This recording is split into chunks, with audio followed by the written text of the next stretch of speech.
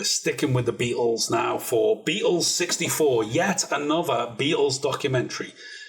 We've had a lot in the last few years. Obviously, Disney are really cashing in on owning the Beatles and all their stuff at the moment by producing all these. But now we got Martin Scorsese with Beatles 64. I mean, when I say Scorsese, he produced it. He doesn't direct it. It's someone called David Tedeschi who directs it. But Scorsese is the big cheese behind it all. He's talking to Ringo in there. He's got some screen time and whatnot.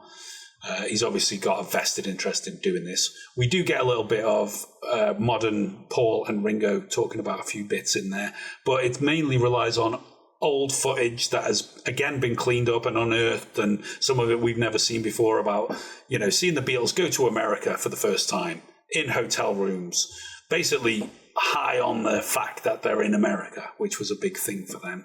We also have some great concert performances that have been cleaned up. The Ed Sullivan performances are in there, or at least one or two of them. So we get to see some of that again, which is really nice.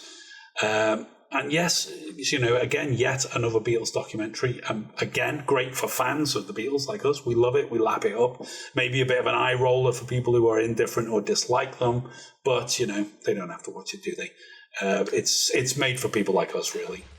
So good for the new fans, good for the mid fans, the vanilla guys like us, and good for the oldies that loved them the first time round. Yeah, I mean, to me, it was a passable documentary. Passable? As in passable, it's passable. It's passable, it's passable. It's, they've done a great job of cleaning this up, and the highlights are like the footage of the concerts, and you can actually hear them, and it's, that they were like the highlights of the whole thing, really. The documentary as a whole kind of dragged. I had to watch it in 3 bits. Okay, it was quite long. It was 2 hours. It's 2 hours, and it kind of drags a bit because there's no real narrative. That the footage is telling the narrative. It's a very kind of let the footage do the talking kind of thing. It's not like there's not a narrator or anything like that. So you're letting that happen. But within that, there's a lot of repetitiveness, right? Which is what the Beatles had. They were just like, here's another hotel room, and you're going to hang out here for hours on end. Well, they had to go through that, and now we have to go through that. It's like, here we are in another city, and we're sitting in a hotel room doing the same thing, talking to radio hosts on the phone, and some fans are trying to climb up the stairwell again. And once you've seen that twice, it starts to get a bit like, yeah, we get the picture. So there's some funny moments in there which are really great from the boys. There's a lot of recycled footage, though. If you've watched a lot of Beatles documentaries and videos over the years, there's a lot in here which you'll have seen. It'll look better than ever. It's been cleaned up, as you say. There is some unique footage that is new, but not, probably 10, 15 minutes maybe altogether. Some of the interviews were interesting when they're talking to Ringo and talking to Paul and talking to a couple of people. Some of the people I was like, hey, why are you talking to this guy? Yeah, but you're being a bit unfair now because some of them were great. You had Smokey Robinson in there. You had Ronnie Spector. I thought Jack Douglas talking about absconding to Liverpool and getting done by the immigration people was a great little story because obviously he ended up working with John Lennon towards the end of his life, producing his albums and stuff. So it's got some stuff about it, I think, via those interviews that it makes it more entertaining than you're giving it credit for. I just felt it was very like, okay.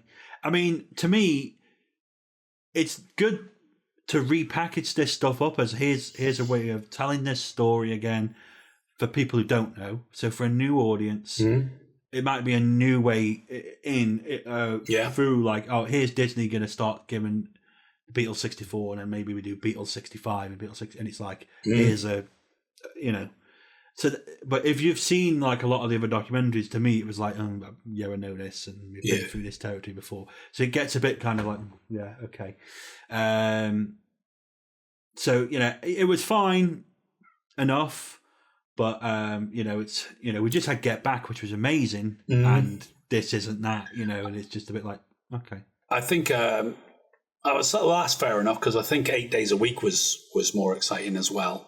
Yes, the Ron Howard one, but Anyway, I still enjoyed this. I can see what you're saying. I think maybe, yes, it is maybe gateway stuff for younger generations to get into it. And as I said, Disney cashing in on what can we cut up next for the Beatles to put something back together again and sell another, documentary. Again, they've got Scorsese's clout behind this, so, You guys sort of like New York, coming into New York, you like all the old noir films? No, mainly for the music. Okay. I felt an octopus. I'm full of octopuses. Yes. Grabbing the plane and bringing me down. Okay. We'll leave it there. And we'll come back to it. Beatles 65, like you say, if they do that. Thanks very much for watching this video. We really appreciate it. The best way to support this channel is by dropping us a like and subscribing. Other ways to support us include Buy Me a Coffee and Patreon. This video was sponsored by funkyt-shirts.co.uk. Check out their website for a full range of awesome t-shirt designs. You can find all the links in the description.